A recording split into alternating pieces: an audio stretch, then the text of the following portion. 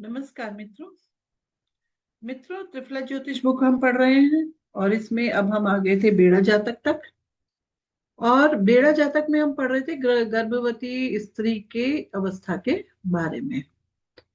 तो जब हम गर्भवती स्त्री की सिचुएशन के बारे में पढ़ रहे थे तो हमने कुछ श्लोक ऑलरेडी पढ़ चुके हैं। तो आइए इसको हम स्टार्ट करें कि गर्भवती स्त्री और गर्भावस्था के बारे में और क्या चीजें बताई गई हैं। इसमें देखिए, यह है बेड़ा जातक। इसमें लिखा है निषेक अध्याय। निषेक अध्याय का मतलब है कंसेप्शन। कंसेप्शन मतलब गर्भ धारण करना। ठीक है। यहां पर हमने 7 श्लोक शायद पढ़ लिए थे, जिसमें हमने ये पता लगाया था कि निषेक काल से लेकर जन्म काल के जो 10 माह होते हैं उनके स्वामी कौन कौन बनते हैं। चलिए आगे पढ़िए। इसमें यह भी देखा था कि माता को कष्ट कब कब हो सकता है। और आज हम पढ़ेंगे माता को कष्ट कब दिखता है कुंडली में, या पिता को कष्ट कब दिखता है कुंडली में। ये सब हमने पढ़ लिया था। आज हम 11वां 12वां और 13वें श्लोक की व्याख्या को जानते हैं। कहते हैं, यदि दिन में निषेक या जन्म हो तो पिता संज्ञक सूर्य, मातृ संज्ञक शुक्र, चाचा संज्ञक शनि और मौसी संज्ञक चंद्रमा होता है। अब यहां पर कहा कि कंसेप्शन अगर दिन में हो या फिर जन्म दिन का हो, तो क्या कह रहे हैं कि सूर्य जो है वो पिता होंगे। पिता माता के लिए शुक्र को बोला है, शुक्र माता, और शनि चाचा होंगे। और जो चंद्रमा है वो मौसी होंगी। अगर रात्रि का जन्म हो तो क्या है, पिता संज्ञक शनि। अगर रात्रि में जन्म है तो शनि पिता हो गए। यहां पर हम रंग बदल देते हैं। चंद्रमा मातृ संज्ञक चंद्रमा, चंद्रमा कौन बनी, माँ। और चाचा संज्ञक सूर्य, सूर्य कौन हो गए, चाचा। चाचा में सूर्य लिख देते हैं। ठीक है। और मौसी संज्ञक शुक्र, शुक्र मौसी होगा, ये रात में जन्म है। यदि दिन में जन्म हो, सूर्य विषम राशि में हो तो पिता को शुभ। यहाँ पे अब दूसरी कहानी शुरू हो रही है कि एक बार हमने ये तो देख लिया कि किस किस ग्रह से किस किस रिश्ते को देखा जाएगा। तो कह रहे सूर्य अगर जन्म कुंडली में विषम राशि में हो, जब जन्म हो रहा है तो सूर्य विषम राशि में गोचर कर रहे हो तो, और जन्म दिन का हो तो पिता के लिए शुभ है। रात्रि में जन्म हो तो पिता विषम राशि में हो तो चाचा को शुभ है। दिन में जन्म हो, सूर्य सम राशि में हो तो पिता को नेष्ट। रात्रि में जन्म हो, सूर्य सम राशि में तो चाचा को नेष्ट। इसी प्रकार दिन में जन्म हो, शनि विषम राशि में हो तो काका को शुभ। तो काका कौन होंगे, यानी कि पिता के बड़े भाई। अब चाचा कौन होते हैं, पिता के छोटे भाई। काका कौन होते हैं, पिता के बड़े भाई। रात्रि में जन्म हो, शनि विषम राशि में हो तो पिता को शुभ। रात्रि में जन्म हो, शनि सम राशि में हो तो पिता को नेष्ट। दिन में जन्म हो, शनि सम राशि में हो तो ना काका को नेष्ट। इसी प्रकार माता की स्थिति के लिए बोला है कि दिन में जन्म होने पर शुक्र विषम राशि में हो तो माता को नेष्ट, शुक्र सम राशि में हो तो माता को शुभ। चंद्रमा विषम राशि में हो तो मौसी को नेष्ट, और चंद्रमा सम राशि में हो तो मौसी को शुभ। ये कब है, दिन में जन्म होने पर। रात्रि में जन्म होने पर चंद्रमा विषम राशि में हो तो माता को नेष्ट, चंद्रमा सम राशि में हो तो माता को शुभ। यहाँ पे भी क्या था कि जब दिन में जन्म हो रहा है तो माँ कौन बन रही है, शुक्र बन रही है ना। लेकिन जब रात्रि में जन्म हो रहा है तो माँ कौन बन रही है, चंद्रमा बन रही है। तो चंद्रमा विषम राशि में, चंद्रमा सम राशि में, माता को शुभ। अब मौसी के लिए देख लेते हैं। शुक्र विषम राशि में हो तो मौसी को नेष्ट, और शुक्र सम राशि में हो तो मौसी को शुभ। अब इसे हम एक चार्ट पे लगाकर देखते हैं।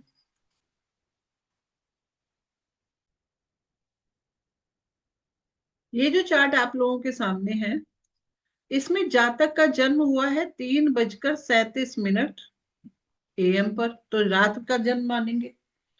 तो अगर रात का जन्म है, तो यहां पर क्या लिखा था कि रात्रि में जन्म हो, तो एक बार फिर से ऊपर वाली लाइनों को हमें पढ़ लेना चाहिए। तो कह रहे हैं कि दिन में जन्म हो, रात्रि में जन्म हो, तो सूर्य विषम राशि में हो तो चाचा को शुभ। तो चलिए देखते हैं। सूर्य तो यहाँ सम राशि में है, ठीक है, कोई बात नहीं। तो अगर सूर्य सम राशि में हो, तो सूर्य विषम राशि में हो तो पिता को शुभ। दिन में जन्म, दिन में नहीं हुआ, रात्रि में जन्म हुआ है तो चाचा को शुभ। दिन में जन्म हो, सूर्य सम राशि में हो तो पिता को नेष्ट। चलिए, रात्रि में जन्म हो, सूर्य सम राशि में, तो चाचा को नेष्ट। तो यहाँ पे जो है क्या है, सूर्य सम राशि में है और रात का जन्म है। पहले सूर्य को ही देख रहे हैं। तो सूर्य सम राशि में, रात का जन्म, रात का जन्म सूर्य सम राशि में, तो चाचा को नेष्ट। ठीक है। अब आगे बढ़ते हैं। तो जब हम देख रहे हैं कि रात्रि में जन्म शनि विषम राशि में, तो पिता को शुभ। तो चलिए देखते हैं। शनि यहाँ पे, शनि सम राशि में है, विषम में नहीं है। तो इसका क्या मतलब हुआ कि रात्रि में जन्म है, शनि सम राशि में है, तो पिता को नेष्ट हो गया। ठीक है, तो यहाँ पे चाचा को भी नेष्ट और पिता को भी नेष्ट। चलिए कोई बात नहीं, आगे बढ़े, माता के बारे में जानते हैं, माता और मौसी के बारे में। तो हम रात्रि में जन्म, क्योंकि जो हमने अभी चार्ट खोला है वो रात्रि में जन्म का है। तो चंद्रमा अगर विषम राशि में है तो माता को नेष्ट। तो देख लेते हैं, चंद्रमा चंद्रमा चंद्रमा, ये रहे। चंद्रमा तो सम राशि में है, तो माता को नेष्ट नहीं हो, तो माता के लिए अच्छा हो गया, क्योंकि लिखा है कि चंद्रमा सम राशि में हो तो माता को शुभ। इसी तरह से अब शुक्र की स्थिति को देखते हैं। तो शुक्र यहाँ पे विषम राशि में है, तो शुक्र विषम राशि में, तो मौसी को नेष्ट। तो माता के लिए तो शुभ है ये, मौसी के लिए अशुभ है, चाचा के लिए भी अशुभ है, और पिता के लिए भी अशुभ है ये चार्ट। तो यहाँ पर हमें इस चार्ट में इस तरह से देखने की कोशिश करनी चाहिए। ठीक है, कि कौन सा ग्रह कौन से उसमें बैठा हुआ है। ठीक है। चलिए अब आगे बढ़े, इसको हटा देते हैं यहाँ से। अब 14वां श्लोक क्या कहता है। इसमें 3 योग बताए गए हैं। आधान के समय, नंबर 1, यदि लग्न सूर्य चंद्र बृहस्पति बलवान हो तो पुरुष राशि, पुरुष नवांश में हो तो पुत्र। यदि स्त्री राशि और नवांश में हो तो कन्या। आधान के समय मतलब कंसेप्शन के टाइम, अगर लगन सूर्य चंद्रमा बृहस्पति बलवान है और पुरुष राशि में है और पुरुष ही नवांश में है, तो पुत्र की प्राप्ति कही। अगर स्त्री राशि या स्त्री नवांश में है तो कन्या संतान कहना चाहिए। यदि कुछ पुरुष राशि में, कुछ नवांश, पुरुष नवांश में, और कुछ स्त्री राशि या स्त्री नवांश में हो तो अधिक गिन लीजिए, कितने पुरुष राशि में नवांश में है या कितने स्त्री राशि या नवांश में है, तो उसी हिसाब से कैलकुलेट करके बता देना चाहिए कि पुत्र की प्राप्ति होगी या। वैसे तो देखिए आजकल पुत्र और कन्या का कोई फर्क नहीं पड़ता, कन्या भी पुत्रों के समान ही है, लेकिन फिर भी अब क्लासिक्स में ऐसा लिखा है तो हम पढ़ रहे हैं। आगे सेकंड पॉइंट लिखा है, यदि बृहस्पति सूर्य पुरुष राशि में हो तो पुत्र, चंद्रमा मंगल शुक्र सम नवांश में हो तो कन्या। एक अन्य टीकाकार के मत के अनुसार लगन सूर्य चंद्रमा बृहस्पति सब ओज राशि, ओज नवांश में न हो, या सब ये चारों स्त्री राशि स्त्री नवांश में न हो, तो विषम स्थानों में लग्नेश सूर्य बृहस्पति हो तो पुत्र होता है। यानी कि ऊपर की जो बातें कही गई हैं, ओज किसको बोला है, ओज राशि यानी कि पुरुष राशियां, पुरुष राशियों में ना हो। ठीक है, विषम राशि, तो कह रहे हैं कि तो फिर क्या देखें? तब देखना चाहिए कि लग्नेश, सूर्य और बृहस्पति क्या विषम स्थानों में है। अब विषम स्थान कौन से होते हैं कुंडली के? पहला, तीसरा, तीसरे भाव में, पांचवें भाव में, सातवें भाव में। अब वहां राशियां हो सकता है विषम ना हो, सम हो, लेकिन विषम स्थानों को चेक कर लेना चाहिए। हो सकता है ना। चलिए अब आगे देखें क्या लिखते हैं। वो कह रहे हैं आगे कि बृहस्पति, सूर्य और इनको देख लेना चाहिए, यानी कि पुरुष ग्रहों को देख लेना चाहिए। तो इसी तरह से आपको बस ये कैलकुलेट करना है कि सम राशियों में कितने ग्रह हैं, सम नवांशों में कितने ग्रह हैं, सम भावों में कितने ग्रह हैं। उनको, उनका ज्ञान प्राप्त करके आप बता सकते हैं कि होने वाली संतान का जेंडर क्या है, वो बॉय है या गर्ल है। आगे देखिए 15वां श्लोक क्या कहता है। इनमें दो योग बताए गए हैं। यदि मिथुन व धनु नवांश में सूर्य और बृहस्पति हो और बुध से दृष्ट हो तो जुड़वा बच्चे होते हैं। ये बहुत इंपॉर्टेंट लग रहा है ना। कैसे बताया कि मिथुन, धनु नवांश, मिथुन और धनु नवांश का मतलब द्विस्वभाव, डबल साइन हो गया ना। तो मिथुन और धनु नवांश में सूर्य और बृहस्पति हो और बुध देख ले, तो यहाँ पे देखिए सूर्य भी बृहस्पति, ये मेल हो गए दोनों, और द्वि स्वभाव में हो गए। इसका मतलब जुड़वा बच्चे होंगे, जुड़वा बच्चों में भी जुड़वा पुत्र। वही कन्या या मीन नवांश हो और शुक्र, चंद्रमा या मंगल दिखाई दे और बुध से दृष्ट हो तो दो कन्या, जुड़वा कन्या।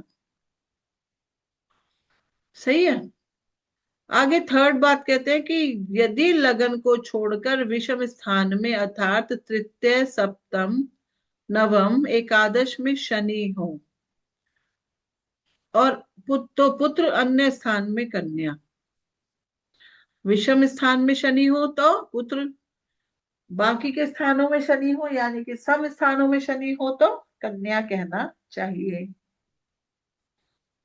इसी प्रकार आगे बोल रहे हैं, इसमें यहाँ तीन योग अलग बताए गए हैं।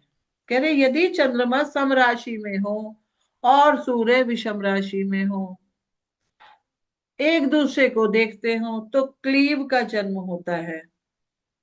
एक दूसरे को जब सूर्य और चंद्रमा देखेंगे तो दोनों सम व विषम राशि में होंगे। ये हर बारी ऐसा होता है, इसको देख लेते हैं।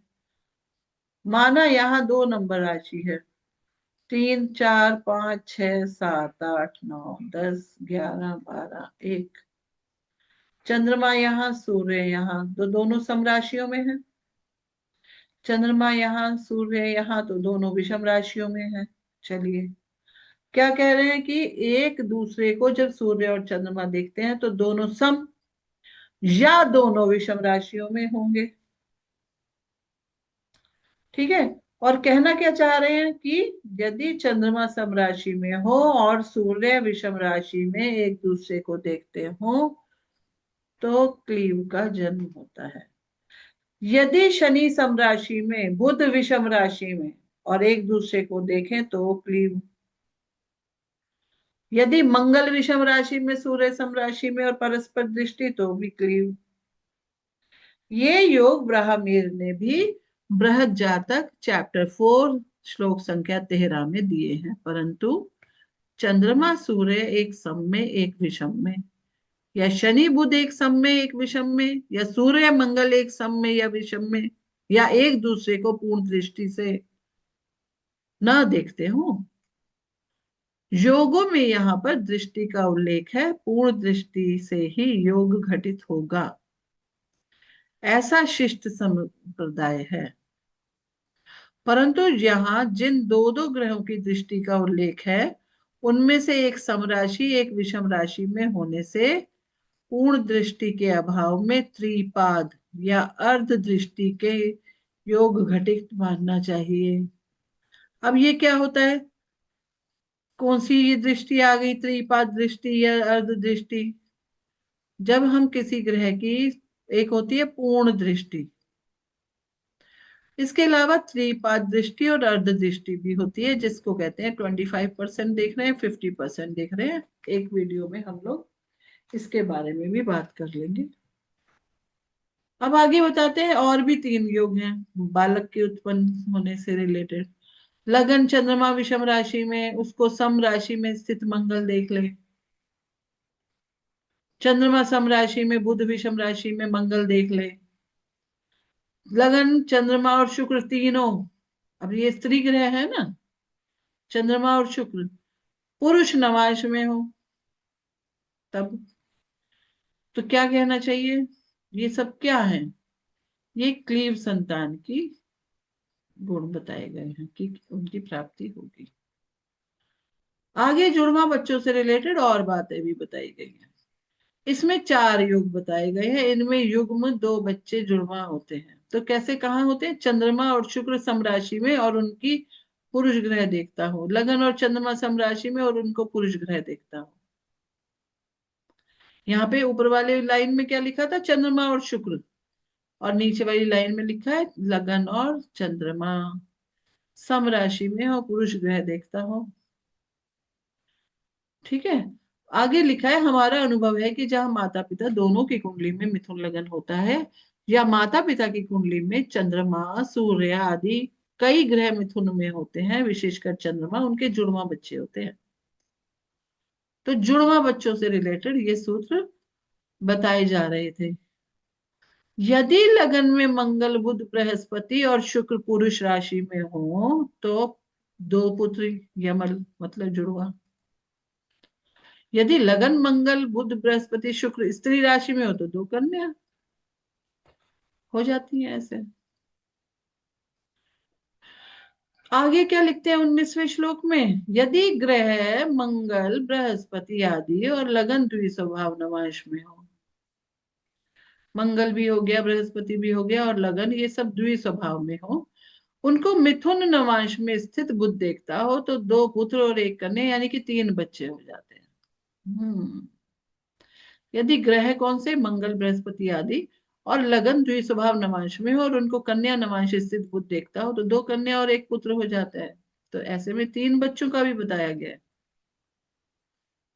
आगे लिखते हैं, आगे भी दो और योग बताए हैं, कहते हैं यदि ऊपर जो ग्रह बताए गए हैं वे लगन और मिथुन, लगन मिथुन धनु नवांश में हो तो उनको मिथुन नवांश स्थित ग्रह बुध देखता हो तो जुड़वा तीन पुत्र होते हैं। ठीक है, क्योंकि अब यहाँ पे क्या हो गया, द्वि द्वि तो आया, मतलब कहाँ, लगन में भी द्वि आ गया, द्वि स्वभाव, नवांश में भी द्वि स्वभाव आ गया, और बुध भी देख रहा है, तो तीन लड़के होगा। ऐसे ही कन्या लगन मीन नवांश में हो जाए। ठीक है, ऊपर जो मिथुन और धनु बोला है वो है तो विषम ना, इसलिए पुत्र बोल दिया। अब लगन कन्या और मीन नवांश है, कन्या नवांश में बैठा हुआ बुध देख रहा है, सब कुछ सम हो गया, तो तीन कन्याएं हो जाएंगी। अब उसको जुड़वा तो नहीं बोलते, इसको बोलते हैं, हाँ ट्रिपलेट बोलते हैं, तीन आ गए। सही है, आगे देखते हैं। पिछले श्लोक में तीन जुड़वा बच्चों के उत्पन्न होने का योग बताया गया है, अब तीन से अधिक बच्चों के उत्पन्न होने का योग बताया जा रहा है, क्या ऐसा होता है, हमने तीन बच्चों तक तो सुना है मनुष्य में, लेकिन आगे तो चलिए हो सकता है होता हो। यदि धनु राशि धनु नवांश लगन में हो, अर्थात लगन धनु हो और लगन के अंश 26 40 से 30 तक हो, मंगल बृहस्पति धनु नवांश में हो, बलि बुध और बलि शनि लगन को पूर्ण दृष्टि से देखें तो कई, यानी कि तीन से अधिक जुड़वा बच्चे हो सकते हैं। तो इसका अर्थ ये है, यदि धनु राशि धनु नवांश लगन में हो, अर्थात लगन धनु हो, लगन के अंश जो है वो 26 40 या 30 अंश हो, मंगल बृहस्पति भी धनु नवांश में हो, बलि बुध हो, बलि शनि लगन को पूर्ण दृष्टि से देखो तो कई, यानी कि तीन से ज्यादा बच्चे भी हो सकते हैं। 22वां श्लोक कहता है कि इनमें दो योग बताए गए हैं, यदि पंचम व नवम बुध में हो और अन्य ग्रह निर्बल हो तो मुख, चरण, हस्त आदि दुगने होते हैं, पेट एक होता है। ओहो। ऐसे कुछ बच्चे, कुछ केसेस देखे भी गए हैं जिनका शरीर जुड़ा हुआ, पेट से वो लोग जुड़े होते हैं। तो यहाँ पर ये बताया गया है कि यदि पंचम या नवम में बुध हो, अन्य ग्रह निर्बल हो, तो मुख, चरण, हस्त आदि दुगने होते हैं। तो ये कहाँ देखना चाहिए? माँ या पिता की कुंडली में देखना चाहिए। यदि पाप ग्रह सभ संधि में हो, अर्थात कर्क, वृश्चिक तथा मीन के अंतिम नवांश में हो, और पाप ग्रहों से दृष्ट चंद्रमा वृषभ राशि में हो, तो उत्पन्न बच्चा गूंगा होता है। हमारे विचार से वृश्चिक के अंतिम नवांश में स्थित पाप ग्रह हो तो वृषस्थ चंद्रमा को पूर्ण दृष्टि से देख सकते हैं। इसको बहुत ध्यान से समझना चाहिए। कर्क स्थित पाप ग्रह वृषस्थ चंद्रमा को नहीं देख सकते हैं।